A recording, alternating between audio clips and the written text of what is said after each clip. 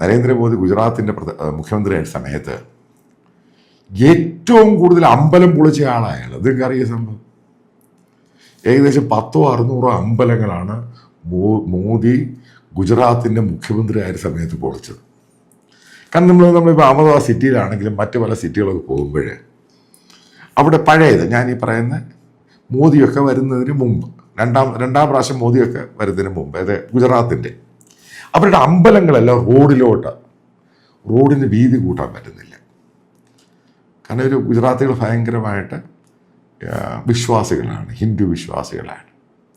ഇതെല്ലാം ഇവരുടെ ഈ റോഡ് വീതി കൂട്ടാൻ പറ്റത്തില്ല, റോഡ് അനങ്ങാൻ പറ്റത്തില്ല, ട്രാഫിക് ബ്ലോക്ക്, ഇതേപോലുള്ള അമ്പലങ്ങളാണ് ഗുജറാത്ത് സിറ്റി, അഹമ്മദാബാദ് സിറ്റിക്കകത്ത്, പല സിറ്റിക്കകത്ത്.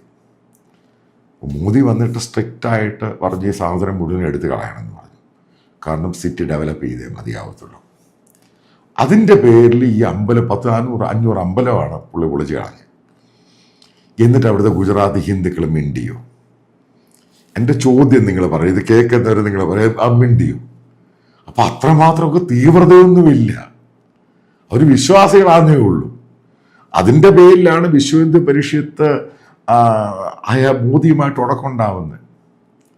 കാരണം ഈ അമ്പലങ്ങൾ പൊളിച്ചതിൻ്റെ പേരിൽ ആ VSPയുടെ അവിടുത്തുകാരനൊരു നേതാവുണ്ടല്ലോ, ഒരു സീനിയർ ആയിട്ടുള്ള, അവരുമ്പോൾ ഉടക്കുണ്ടാവുന്ന അമ്പലം പൊളിച്ചതിൻ്റെ പേരിലാണ്. പിന്നെ മോദി ഒരു നല്ല അഡ്മിനിസ്ട്രേറ്ററായിരുന്നു ഗുജറാത്തിൽ. അതോടുകൂടി മറ്റേ ഗുജറാത്ത് കലാപത്തിന് ശേഷം ഇന്ന് വരെ അവിടുത്തെ മുസ്ലിം കമ്മ്യൂണിറ്റി ലൈഫിൽ പോലും അവരെ പെട്ടെന്നുള്ള പ്രകോപന പ്രസംഗങ്ങളോ റാലിയോ പ്രൊട്ടസ്റ്റോ നടത്തിയിട്ടില്ല, പേടിച്ചു പോയി.